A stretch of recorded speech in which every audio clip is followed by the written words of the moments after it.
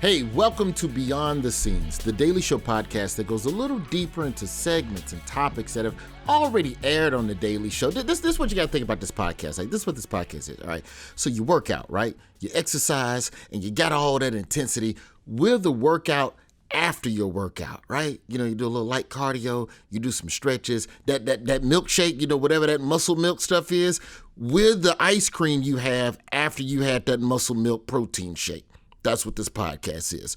Today, we're diving into a topic that correspondent Dulce Sloan discussed in a segment that we call Dulceing. In that particular episode, Dulce talked about the history of the strong black woman. Roll the clip. Now, you may be wondering, what is a strong black woman? It's the idea that black women are emotionally resilient, naturally selfless, too proud to ask for help, and can succeed with no resources. So basically every character played by Viola Davis. The irony is the strong black woman stereotype was started by black women to combat all the negative ones. See, in the aftermath of slavery, there were really only two stereotypes of black women. You were either some sex temptress Jezebel or a mammy who was just there to smother people in her bosom. In response, black suffragette Mary Church Terrell coined the strong black woman motto, lifting as we climb. And I get what she was going for, but lift as we climb? Even bodybuilders don't do both at the same time. You can't expect a black woman to do more than Schwarzenegger in his prime. Today, to talk about this topic, you cannot talk about the strong black woman without having strong black women on the program. One of those is a Daily Show deep dive producer. She is many guests on this show, many appearances. Chelsea Williamson. Chelsea, how you been? I've been good. How are you, Roy? I'm very well. I'm anxious to push back from the table and let you two wonderful women take this conversation away, because as a man, I'm going to be quiet and listen. Also with us to talk about this, and I'm very excited to have this person on the show because, you know, she is a television and movie producer and writer, and a lot of the content that she creates is about putting black women in a positive light. She wrote the movie Girls Trip, creator and writer and EP of First Wives Club, and right now she is the creator and showrunner of the show Harlem on Amazon Prime, which explores the journey of black women through life. Tracy Oliver, thank you so much for coming on to talk to us about how this stereotype affects black women today. Of course. Thank you guys for having me. I'm really excited about this. I'm sorry if my excitement throws you off a little bit, but I do like there's just certain people that when we talk about their journey as a creative, there's a bit of a North Star to you. Like, people make shows, and you can make a show, you can write any show. You've done a lot of stuff that does not exist in the realm of black womanhood, but every now and then you keep coming back to that well, and I would love to know why that is. I think there's a lot of reasons for it. I think that for me, writing is kind of therapeutic. And I always kind of thought of myself as like a writer / activist. And so what I mean by that is I don't necessarily like to write just to write or just to make money. I like to write something that has a purpose behind it, or there's imagery or something about it that I feel like is missing in the conversation that I want to have a hand in exploring or bringing to the masses. But yeah, I mean, I always felt like growing up, I didn't see enough representation of black women. And I just wanted to figure out a way to write and produce it and to make that stuff possible. And the first thing I think I ever did in the industry was Awkward Black Girl with Issa Rae. And that was literally a result of not getting meetings and not getting any traction when we were trying to make this a show ourselves. And so we were like, okay, I guess we'll, you know, somehow put it together and put it online and make it happen. And so for me, writing about black women is just kind of a necessary thing. It's about passion for me. It's about showing different aspects of life and womanhood that I didn't see. So it feels necessary and like kind of a requirement for me in that way. Wonderful. Like, first, then let's go back a little bit. Then Chelsea, the stereotype of the strong black woman. Explain that for our listeners who don't necessarily know that. We know this is a family conversation, but for the folks that don't, that let's give them the backstory, explain the stereotype, and also why you and Dulce wanted to kind of start pulling at this thread on the show. Yeah, so the strong black woman stereotype actually came as a way to combat other negative black woman stereotypes, such as the idea of the Jezebel, which is like the overtly sexual black woman that we used to see a lot in media, the mammy character trope, which we also used to see a lot in media, where, you know, she's dehumanized, desexualized, just constant nurturer, a larger, darker skinned, typically black woman. That was very common, especially in the earlier part of the 20th century. And also the sapphire stereotype, which we now have coined as the angry black woman stereotype. They're pretty much the same. So the strong black woman stereotype was created by black women as a way to combat these previous stereotypes. And it was basically the idea that Black women are strong, we're resilient, we can do it all. And so it was meant to be a counteraction. And then kind of what ended up happening is that, as tends to happen, it was taken all the way to the extreme, which has now had some different effects than, you know, I think Save the ladies. us, black women. Right. We're so strong. Yes. Definitely the ladies that created it were not, you know, thinking of. But, you know, that happens sometimes. And in terms of, you know, why did Dulce and I want to bring it up? I think it's something that we see is so pervasive now. Like, more than I think a lot of the other stereotypes that I mentioned, you see strong black women a lot, like in film and in TV.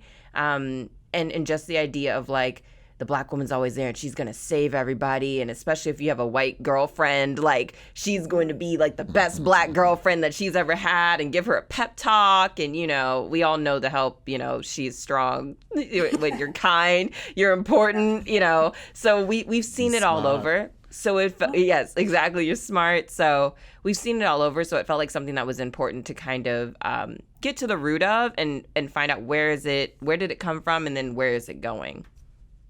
Tracy, does it present a positive, like, does that term strong black woman, is there any positive connotations of that term? You know, because, you know, I understand what Chelsea's saying is that, all right, this was to be a compliment. This was to make sure that, hey, we're not just those negative things. And then society went, okay, well, take on all the, we have Ketanji Brown Jackson in the Supreme Court. Fix everything right now, sister.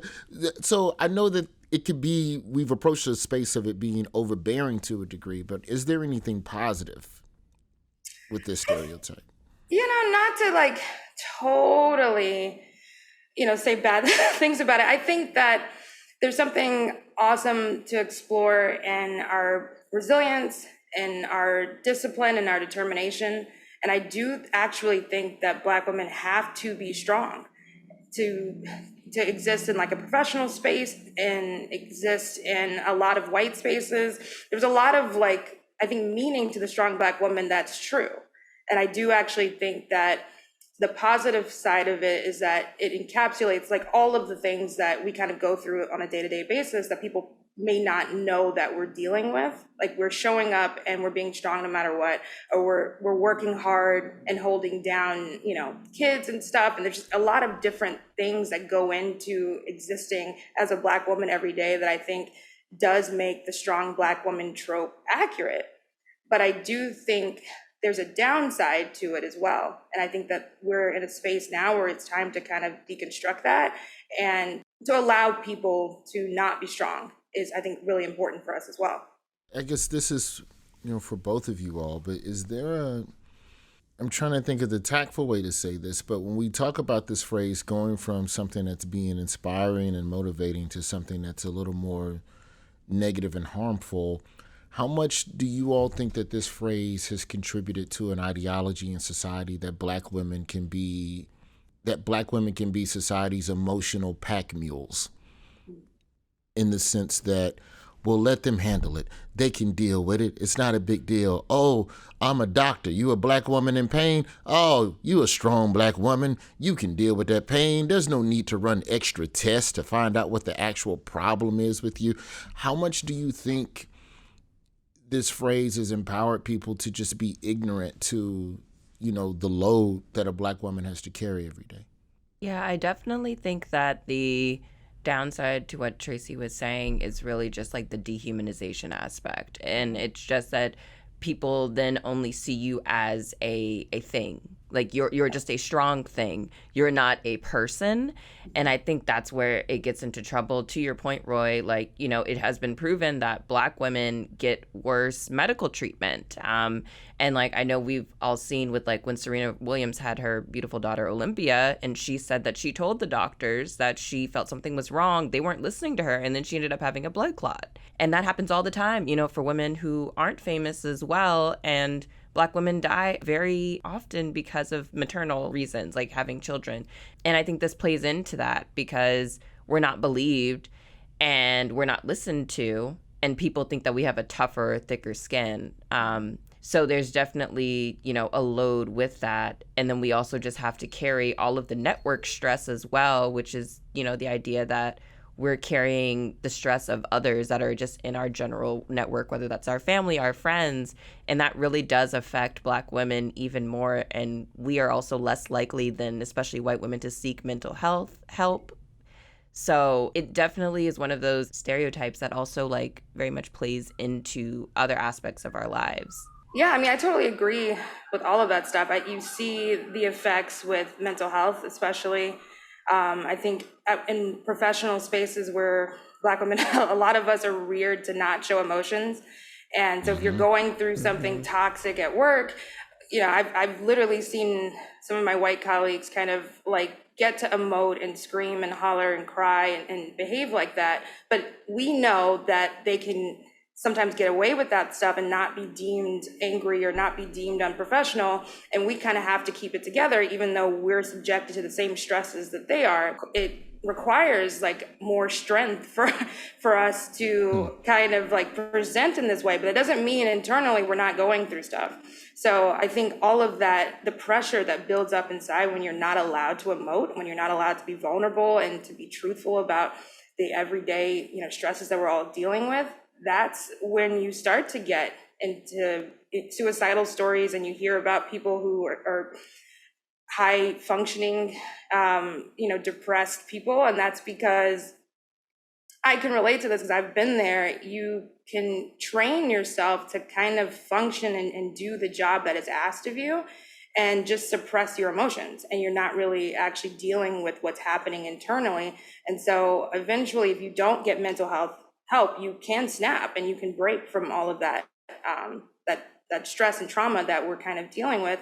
And another thing that I think is interesting, I think it factors into relationships and dating and marriage and all of that stuff. I think that sorry, Roy, but there are men, not you, but there are men that don't allow women to be weak either, or to be vulnerable. You know, we're supposed to be strong in relationships and keep the family together and keep it together for the kids. And we put all of this pressure on women to just be strong for everybody.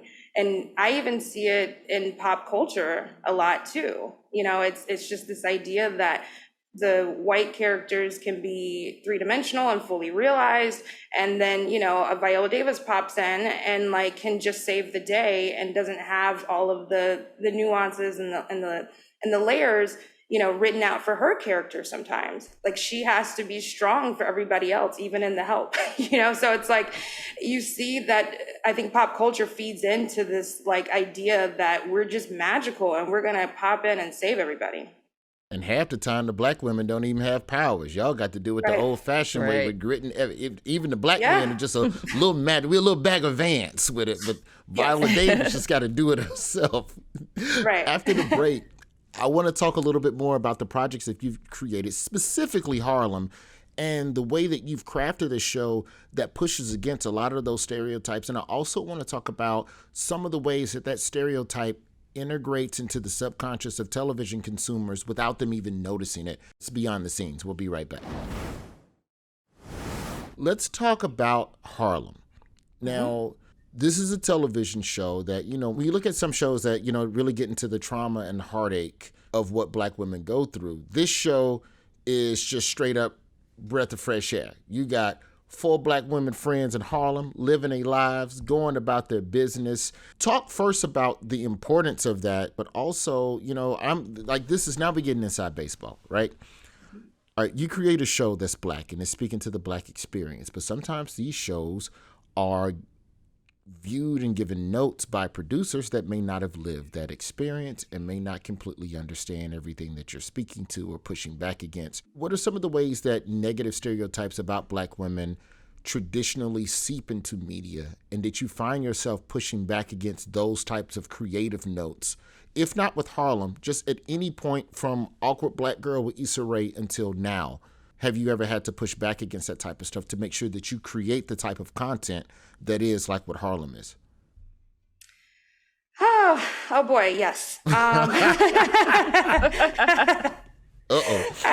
had to let out the black girl sigh on that, but yeah, that's happened. I think my entire career. It's something that I think most black creators unfortunately struggle with, because again, you are dealing with mostly non-black executives who don't know your experiences and also have an idea of blackness that they're interested in that may not be what you're interested in.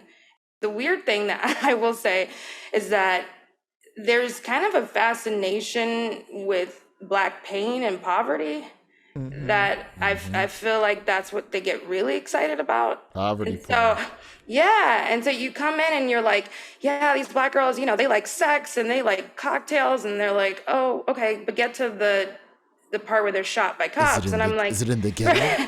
Exactly. No, she's ridiculously successful. It's making good. She has a good career. Yeah, but, is there a gun? Right. Yeah, they're wondering when the gun will appear, or, is Megan's mom a crack mom? Like, it's like always just something that you're like, no, I thought they could just be normal on some level. Like, it doesn't have to be this like hyper like traumatized, painful situation. Like, I think that we can have shows that just show people like having fun and falling in love, and I think within that show, and that's why we wanted to do the Strong Black Woman episode, you can do something that highlights a part of blackness that may not be all fun.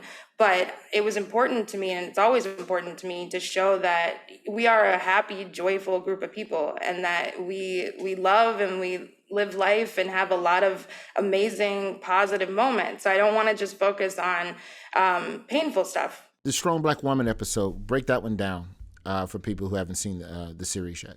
So the Strong Black Woman episode kind of focuses on just our 4 main characters, and they're 4 black women, and so they're all kind of dealing with their version of a painful thing.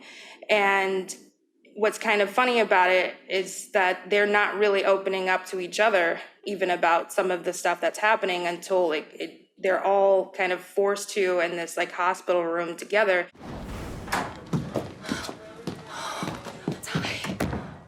Sorry, I was in therapy. I just got your message. No worries. It's all good. You're in a hospital bed. It is not all good. I cannot believe that she needed surgery when that asshole doctor wouldn't even give her a fucking pain pill yesterday. Yesterday? Oh, damn. You know it's bad when Ty is crying. I thought I'd see the day. I'm sorry, y'all. I'm trying to be strong, but this shit is scary. Oh, honey, why are you trying to be strong in a hospital bed? Yeah, being strong is so overrated. Oh, no. I'm sorry. There's a lot going on. Everybody stop apologizing. Yes. Why do we always have to be the ones who apologize for hurting?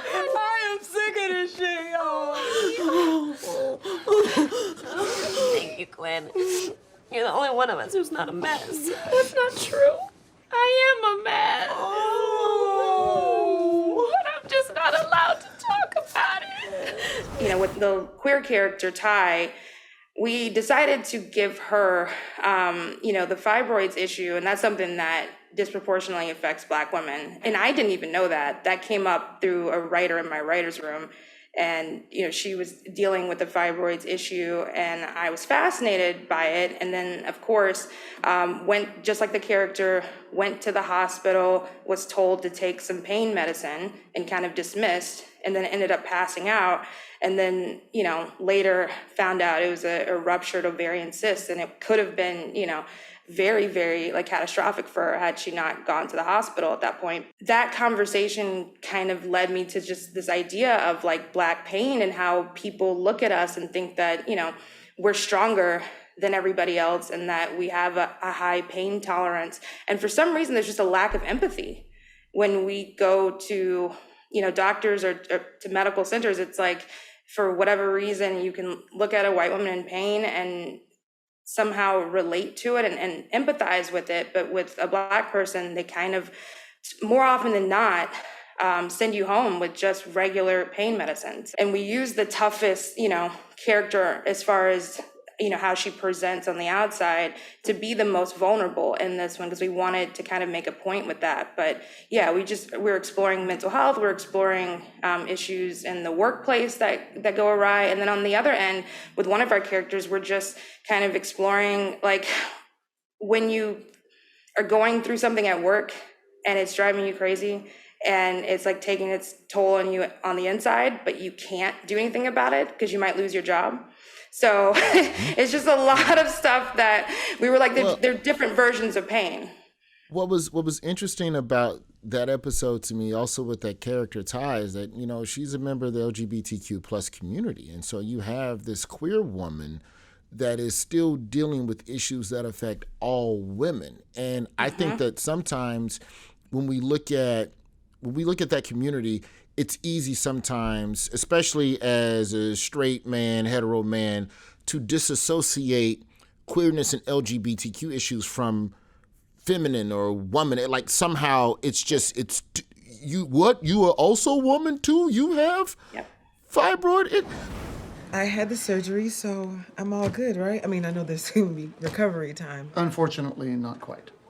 That cyst was just the tip of the iceberg. You have several medium and large fibroids and a polyp on your uterine lining. The good news is that we can take care of everything at once with a hysterectomy. Whoa, whoa, whoa. Damn, that's a bit drastic, don't you think? Of course it is. Well, I get the feeling you're not interested in giving birth. And it really is the easiest and most effective treatment. Easiest for who? Just because I'm masked doesn't mean I'm not a woman. And nobody asked you for your feelings. That would be the rest of your labs. Hang on. I am so sorry, Ty. So it's so many boxes that are beautifully checked and layered. And to that point, Chelsea, what did y'all leave out of this segment? Because Tracy just broke down in one episode about 8 different boxes that women be going through in one episode with one character. When it's time to edit the script, before you even go out and shoot with Dulce, how did you all start going, okay, well, which things can we not educate folks about? Yeah, I feel like that's always the hardest thing, isn't it? It's just editing down. I feel like with this one, we probably didn't get as much into the real life effects as we could have because, again, we only have so much time. But to what Tracy and I were speaking about earlier is this really does have tangible effects on Black women and is not solely just a trope that is just kind of there in media but doesn't actually exist in real life. So I feel like we didn't get as much into that. But, the strong Black woman trope or the superwoman myth, I feel like they're about the same thing, really does negatively affect a lot of Black women. And I would say to a degree, the negatives almost outweigh the positives, in my opinion, of it, just because, we are more likely to have higher blood pressure and just, be stressed out, to my earlier point. And, just all of these things, we're just not as cared for, and the empathy is not there, to Tracy's point. Wish we could have gotten into that a little bit more, into the mental health aspect of it and how that's such a big part as well. Tracy, how do people... Well, you know what? I'm gonna save that question for after the break, because I do want to look forward in the ways that, not just Black women can contribute to the betterment of Black women. You know, I do need to ask a couple questions as a Black man. I do also want to ask, what are things that Black women can do to facilitate their own humanization in the face of people that do not see them as equal, like not just with the doctor, but also with the workplace, and you know, can I touch your hair? And you know, how do I say no to you trying to touch my hair and still keep my job? And you know, things like that. After the break, I want to ask about that, and then I'm gonna beg you to put me in a cameo role on Harlem. Beyond the Scenes. We'll be right back. Welcome back to Beyond the Scenes. We are talking about the stereotype of the strong Black woman in ways that, you know, we can change that perception that just because you are strong doesn't mean that someone needs to be walking up on you and testing your strength on a regular basis. Madam Oliver, what are the tactful ways that Black women who are dealing with microaggressions and the types of things that we've talked about so far on this episode, that they can swerve and dodge that type of stuff without making a big ruckus at work? Or is a ruckus inevitable for people to respect you? That's a tricky one. I would say setting boundaries is really, really important. And I think when I was first starting out, I didn't know how to do that because I always felt like I needed to be a people pleaser, or I needed to just say yes to be liked and to get ahead in that way. You know, I don't want to make anyone upset. And so even if something made me uncomfortable, if I didn't want to actually like socialize outside of work with a certain person, I would be like, okay, sure, let's do drinks. I guess I have to. And now I'm just kind of like, yeah, if I don't want to do something, I try to set a boundary and just say, you know, this will not work for me, or I'm not interested in that, but thank you so much. And so it takes practice, but setting boundaries in a polite way is really, really helpful. And unfortunately, because I've had a lot of conversations with people about this, because they'll say, but you're in a different position now than you used to be. So of course you can set boundaries and you couldn't before. And so I do want to acknowledge that that is part of the issue, is that I think there are way too many people that use their power and privilege to force people into toxic situations and into bullying and all kinds of, you know, inappropriate situations at work. And it is hard when you don't have, you know, that power and privilege to get out of those situations. So I don't want to make light of that, because it's very difficult to navigate when you're first starting out. But I will say, if there's any way to set any kind of boundary against something that is deeply offensive to you, or have allies in the workplace, and make sure you always have, you know, a friend present or somebody with you that can vouch for a situation, because unfortunately, when it's a he said, she said thing, sometimes you do need another person. Or if someone makes you uncomfortable, you can just figure out ways of never being isolated or alone with that person. So I would just always be like conscious of these things at work and try to make it pleasant. And I will say this, I wish I could say the show, but I wrote for a show years ago that was by far the most toxic work environment I have ever seen in my life. It was so toxic. I was the only woman in the room, and it was so toxic that all the men even were like, this is bad. and they were even like, I feel so sorry for you, because I feel sorry for myself, so I know this is really awful for you. And there was one day in particular that I was being targeted, because it was like, I was literally every day, it was like you just had to take shots every day. And there was doing sex jokes, or they're like, you're pitching ideas for an episode and they're like striking it down and telling you don't talk, like, yeah, calling you names, yelling in your face, saying that's stupid, cursing at you, and so it was an environment that's hard to pitch in, because you're nervous. You're like, you have all this anxiety, and you're like, I hope I don't mess up. And whenever you get like that, whenever someone's created an environment where you're kind of set up to fail, it's kind of a self-fulfilling prophecy at that point, because you start spiraling because you're just afraid in that environment. And so I remember there was one day, because I've been doing the show for months, and we were almost done too. I was like 2 weeks away from finishing, and I'm not even going. I'll just keep it real. I snapped. I did. I couldn't take it anymore, and I remember this one Black guy in the room said, "Walk with me." And we went outside the building and we just took a walk, and he was like, "You got 2 more weeks, don't do it." And he was like, "It's just not worth it." And like, without that talk, I mean, because he saw it escalating. And so he literally was like, "I'm going to pull you out of this," and physically grabbed me out of the room. And I say that because, yeah, I was bottling up a lot of like anger and resentment, and it just kind of exploded. And what he said to me was that they're not gonna own what they did to you. You're gonna be the angry Black girl that blew up in the room. So don't go out like that. Like, you've been, exemplary this entire time. You have 2 weeks left. Just ride it out. Don't, you're almost at the finish line. But it took everything in me to get back in my seat and continue working. And I finished, the 2 weeks, but yeah, those jobs are really hard. And that's why I think you do need allies. And if you don't have allies and you have a toxic work environment, I think you gotta look for a new job. Like, because what you don't want to do is ruin your own mental health. It's not worth it. Like, it really isn't. So what you're saying is that you did not go to the rap party for this particular show. Oh no, I'm getting my drinks now. I earned those drinks. Chelsea, are we at a place now? Like, here's a question, Chelsea. What do you watch?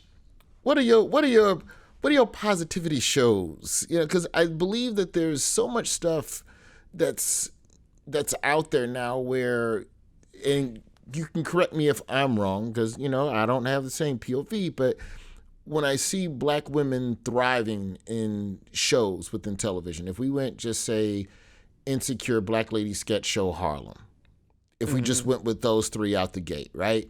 Then there was a time, if we look at the golden age of what I consider to be the golden age of Black sitcoms, which is the 90s, where we go Girlfriends and we go Living Single and we talk about comparative shows, that's like a nice solid 15 to 20 year, like, I feel like we're at a time now where there are more roles that are positive, but is there still room for improvement?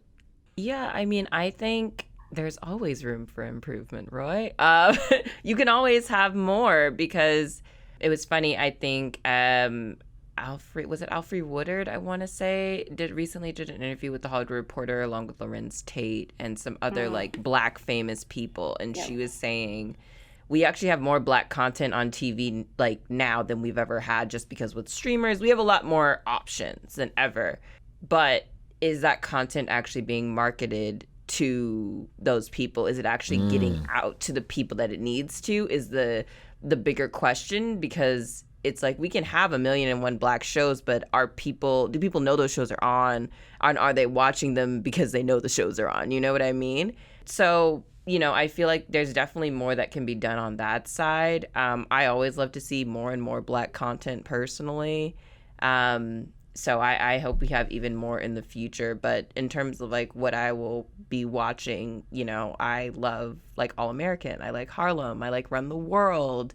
Insecure, which you mentioned, that just went off. So just like those kind of shows, I think just even more, because I think, as people have said, like, that we've had so many versions of like a Sex and the City that are white, but we have not, like, it's like now we have like, 1 or 2 that are Black, and people are just kind of like, well, why we have so many of these, and it's like, no, we don't. No, we don't. Like, in the grand scheme of things, we don't. We can have even more, because there's more stories to be told, more nuance to be there, and even within just like, what does it mean to be Black? There's just so many things that are in there that have not been explored yet, that I think we can have double the amount of content that we have right now, honestly.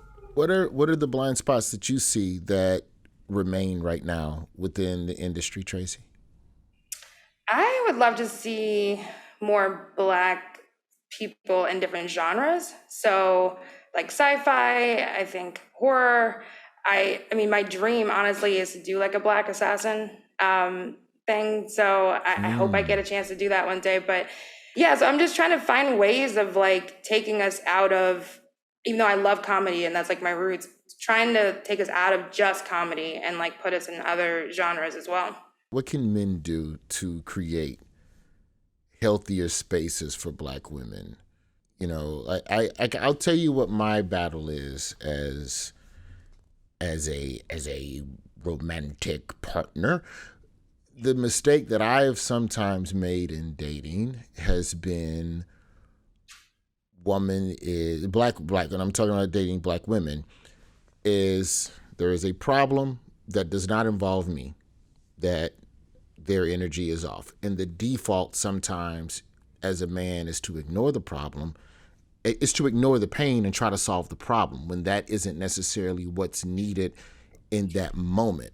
And what I've often failed at is trying to properly emote, hey, what do you need? How can I give you what you need? What mistakes do men, specifically Black men, make when it comes to trying to relate to what Black women are going through? You know, and I think that can kind of spill over to white men too if you work with one or date one.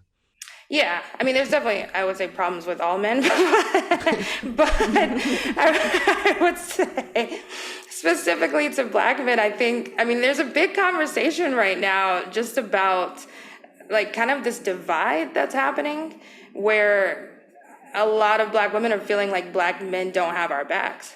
And like when it comes to like a lot of issues that are affecting Black women, they don't show up for it. And then when it's in reverse, like, you know, say the go-to issue that, you know, that I think Black men always talk about is police violence and anything like that in that arena. And whenever a Black man is killed, you know, by cops, we always show up for it. We always rally because we don't look at it as like, well, it's a dude that died. That's not my problem. Like, we don't look at it like that. It's like, we're all in a community together and we just want that same respect and same support. And it feels like there's a lot of cricket sometimes when it's an issue that pertains to Black women. And so I think we can start with just listening and supporting the way that we have historically done for Black men. But Tracy, I wear my Protect Black Women t-shirt all the time. Isn't that enough? Do you really?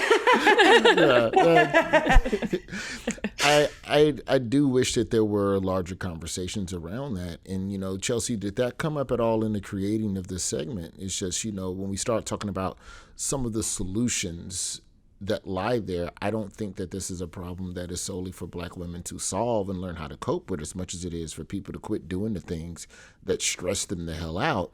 Did that conversation come up with Dulce and figuring out what parts of this segment would ultimately make it on air? We didn't directly get into like how men play into it, but I do think it's an important aspect. I do think, to Tracy's point, the biggest thing is really to listen and also to uplift. Like, are you making sure that you are, if you're in a work setting, are you making sure that you're uplifting your Black female coworker? Are her ideas getting put up there in front of everybody else? Is she getting promoted? And if you're getting promoted, are you making sure that, you know, she is as well, or that people are at least keeping her in the conversations? Because I do think, you know, similar to when we did our Black in Corporate America podcast a few months ago that we brought up, Black men do get, you know, at the end of the day, a privilege for being men that Black women just don't have. It's a double jeopardy, right?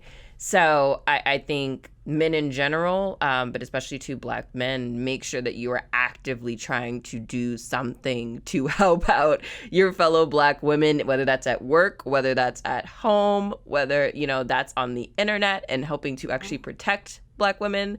You know, I think like that's really the onus is on men in that regard.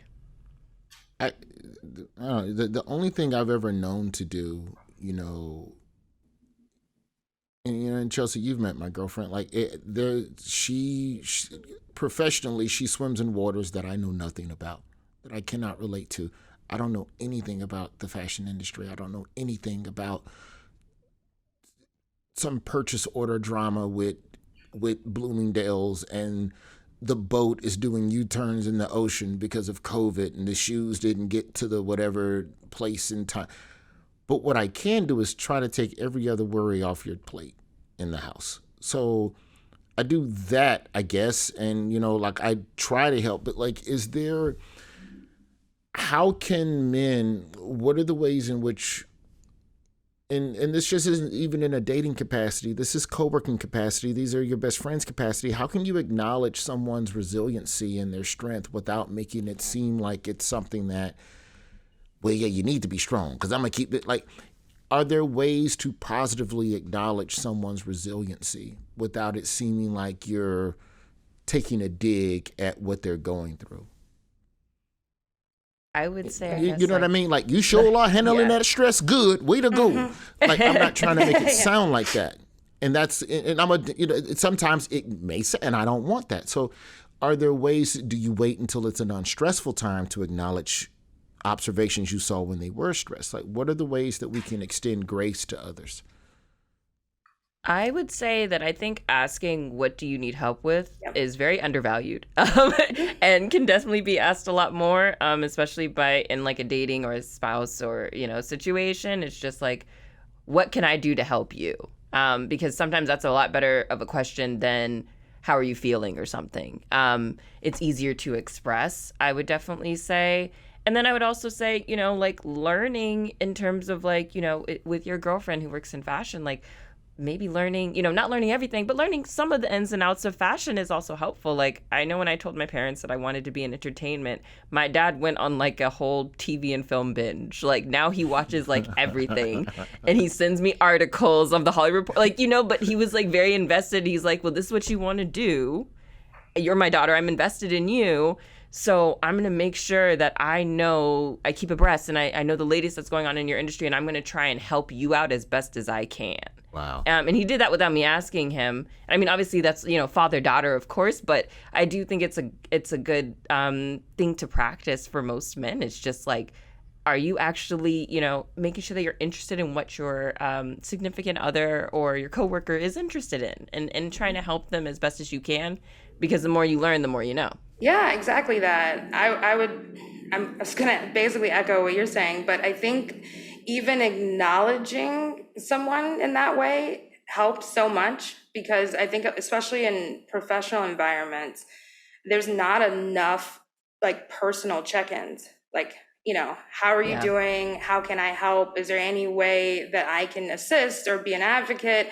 And I think, just a man approaching a woman with curiosity and like a genuine interest in helping or understanding or just empathy is already a big step. We can feel alone and we can feel like we don't have a safe space in which to open up or to express some of these vulnerabilities.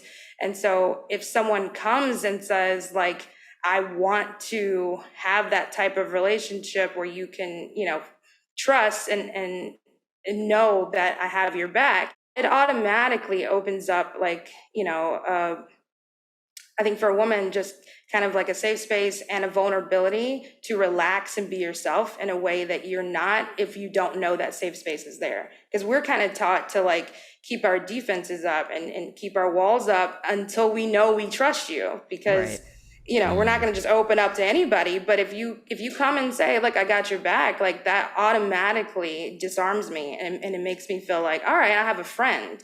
When it comes to relationships, what I'm discovering is that a lot of men, I don't know if it's a black male thing or a man thing, but sometimes like men don't even think women have needs.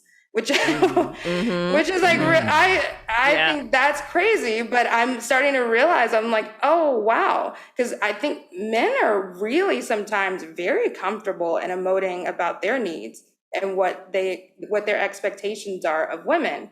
But I don't know if, I know I wasn't socialized as much as men have been socialized to demand my needs in a relationship or to be upfront about like, what I need a partner to bring to the table. It's always like, well, let me groom myself to be a good partner for a man. But we need to shift that conversation because women have needs as well. We broke it down a couple of ways that men can help. I'm going to use that one about, so what do you need from me? Well, okay, sprinkle that one into the conversation later on. How can women help women What do you all do to decompress? Let's just end there. I know we talk about self-care and therapy is a little more. I think we're past the point of the conversation of therapy being a zeitgeisty thing. I really do think it's getting through to people now. But what are some of the things that you all do just when the world is stressing you out? I guess I would say therapy. But also, I feel like that for me, that's what media is. Like that's why I watch TV and that's why I watch films. It's a form of escapism. Also being in community with my friends, that helps out a lot. And just being able to have a safe space where I can talk to people about anything and everything. And whether it's, negative, positive, all of that, I think is really important. And then other than that, I would just say trying to protect my peace as best as I can is like the biggest thing. Sometimes you got to send people to voicemail. Ain't nothing wrong with that. Yes. Family included. Family love to think that they just get an automatic carte blanche answer. No, you don't. I also think physical exercise is really useful. And it took me a long time, way too long, to see the link between the moments where I'm depressed and then when I'm also the laziest I've ever been. And so I'm like, oh, okay, so I guess you do have to fight it, because sometimes your instinct when you're not feeling great is to not work out, because it's like, well, why would I do something else that I hate? And but what I'm realizing now is that you get endorphins from it, and then find an exercise doesn't have to be the traditional way that you hate. It can just be walking outside. It can be going dancing with some friends. Just move your body and get that negative energy out. As far as how women can help other women, I think we gotta take out that scarcity mindset that, we can only have one at a time. I think that's been the most harmful thing that women have ever been taught, is that we have to be competitive with each other, that there's not space for all of us. So I think in the workplace, take that energy out and just go in there with good intentions and trying to, be an ally with women and figure out how you guys can work together and create things together versus I'm going to take this bitch out. I think that's just a really unproductive, negative way to live. Like when the other black woman gets hired at the place you work, hello, it's only one of us can survive, girl. Right.